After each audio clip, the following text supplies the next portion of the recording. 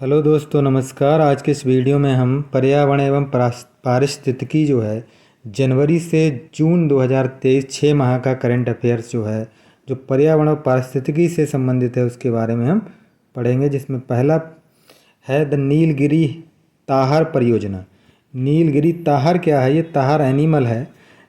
तमिलनाडु ने राजकीय पशु के संरक्षण, तमिलनाडु का ये राजकीय पशु है के संरक्षण के लिए द नीलगिरी ताहर परियोजना शुरू की है, जो भारत की पहली इस तरह की परियोजना 25.14 करोड़ रुपए की लागत वाली ये परियोजना 2022 से 27 के दौरान लागू रहेगी। ताहर जो है, जिसे संकटग्रस्त प्रजातियों की IUCN जो है उसकी लाल सूची में गंभीर रूप से लुप्त प्राय के रूप में वर्गीकृत किया गया है और वन्य जीव संरक्षण अधिनियम 1972 की अनुसूची 1 में से संरक्षित किया गया।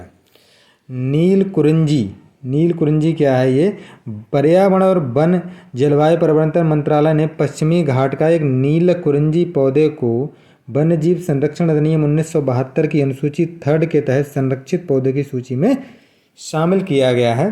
राजसी बैंगनी नीले रंग का ये नील कुरिंजी जो फूल है पश्चिमी घाट का एक मोनोकार्पिक पौधा है, अर्थात फिर ये नए बीज के पनपने के लिए, फूल आने के लिए 12 वर्ष का हमें इंतजार करना होता है। कांगेर घाटी राष्ट्रीय उद्यान। छत्तीसगढ़ के बस्तर में कांगेर घाटी राष्ट्रीय उद्यान के पराली बोडल गांव में केले के बागान में पेंटेड बैट नाम से जानी जाने वाली एक नारंगी रंग की दुर्लभ चमगादड़ देखी गई। इस पेंटेड बैट का वैज्ञानिक नाम कैरीबोला पिक्टा है। जोशीमठ आपदा संभावित क्षेत्र। उत्तराखंड में जोशीमठ शहर के लगभग 1.5 किलोमीटर के भू धसाव प्रभावित क्षेत्र को आपदा संभावित घोषित किया गया है। The agriculture innovation mission for climate. Bharat जलवायु स्मार्ट कृषि और खाद्य प्रणाली नवाचार के लिए निवेश और समर्थन में तेजी लाने के उद्देश्य से भारत, अमेरिका और संयुक्त अरब अमीरात द्वारा इन दोनों देशों द्वारा शुरू किए गए वैश्विक मंच AIM4C मतलब agriculture innovation mission for climate में शामिल हो गया है। द एग्रीकल्चर इनोवेशन मिशन का फॉर क्लाइमेट नवंबर 2021 में संयुक्त अरब अमीरात और अमेरिका दोनों देशों द्वारा शुरू किया गया था। सुन्नी बांध जल विद्युत परियोजना।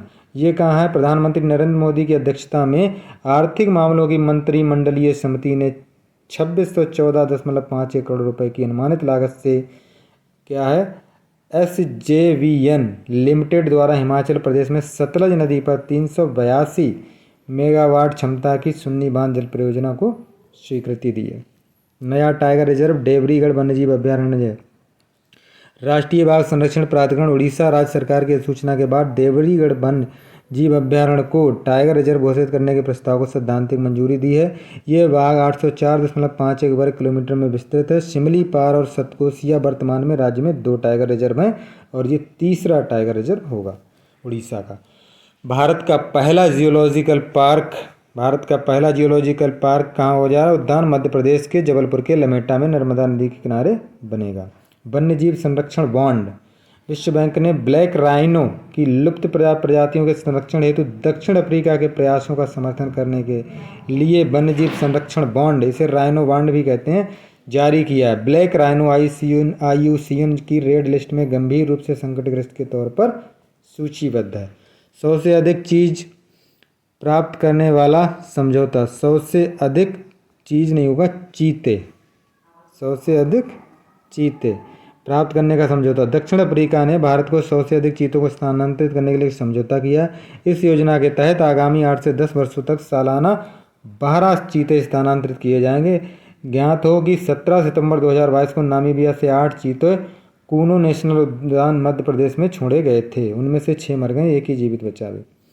बरदा वन्यजीव अभ्यारण्य गुजरात सरकार ने शेरों के वर्तमान घर गिर राष्ट्रीय उद्यान के लगभग 100 किलोमीटर दूर बरदा वन्यजीव अभ्यारण्य में एशियाई शेरों के लिए एक दूसरे घर का प्रस्ताव दिया है। अरावली ग्रीन वॉल प्रोजेक्ट अंतर्राष्ट्रीय वन दिवस के उपलक्ष्य में हरियाणा के टिकली गांव में आयोजित एक कार्यक्रम में केंद्रीय पर्यावरण, वन और जलवायु परिवर्तन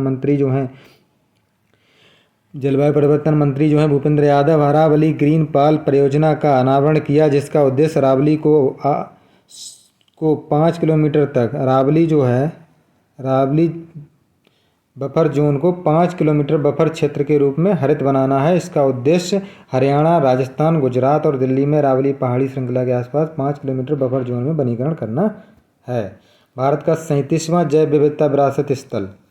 ओडिशा सरकार ने बेलांगीर और बरगढ़ जिले में लगभग ये 14-15 हेक्टेयर में फैली गंधवर्धन पहाड़ी को राज्य की तीसरी जैव विविधता विरासत स्थल के रूप में घोषित किया है। ये पहाड़ी श्रृंखला, जिसे आयुर्वेदिक स्वर्ग के रूप में जाना जाता है, भारत का 37वां जैव विविधता विरासत स्थल बन गया है।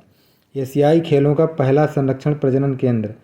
उत्तर प्रदेश के गोरखपुर वनमंडल के 1.5 हेक्टेयर क्षेत्र में जटायु संरक्षण प्रजनन केंद्र एशियाई राज गिद्धों के संरक्षण के लिए निर्मित डिजाइन किया गया है, जो विश्व का पहला केंद्र बन गया है। किसके लिए?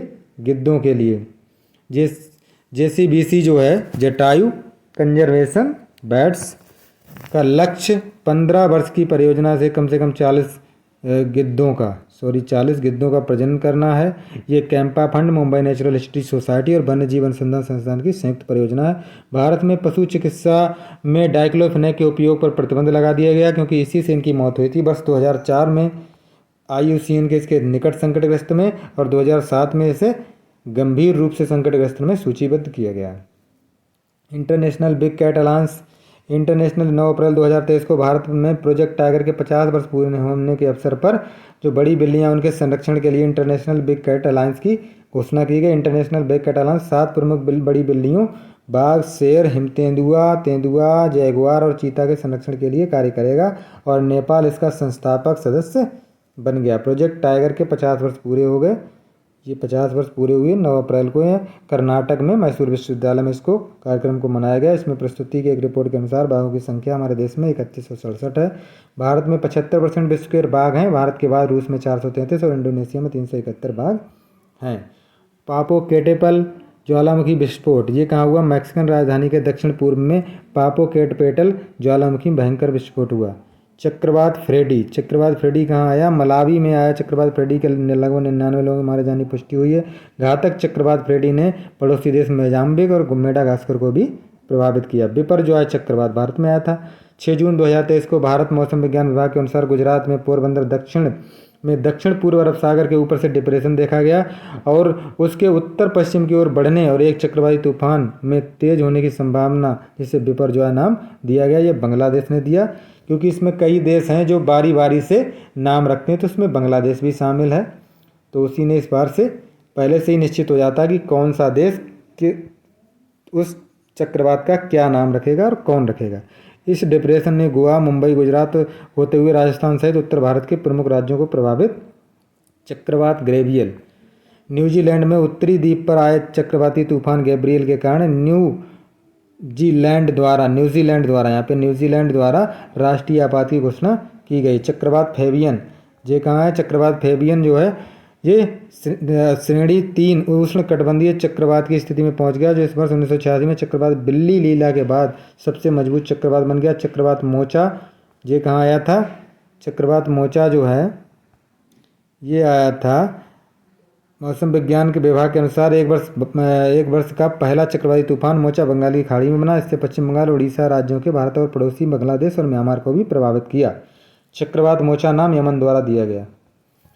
माउंट मुयन ज्वालामुखी 11 जून 2023 को फिलीपींस मनीला के दक्षिण में आल्वे प्रांत में लेगाजपी शहर के स्थित माउंट म्यून में विस्फोट से लावा और सल्फ्यूरिक गैस निकलना आरंभ हो गई। ज्वालामुखी माउंट मेरापी 11 मार्च 2023 को विश्व के सबसे सक्रिय ज्वालामुखियों में से एक इंडोनेशिया का माउंट मेरापी ज्वालामुखी फट गया है और गर्म राख के बादल और चट्टान, लावा और गैस का मिश्रण आसपास के 7 गांवों में फैल गया। और ये ज्वालामुखी जो है इंडोनेशिया की सांस्कृतिक राजधानी जो है योग्याकार्ता के पास जावा द्वीप पर स्थित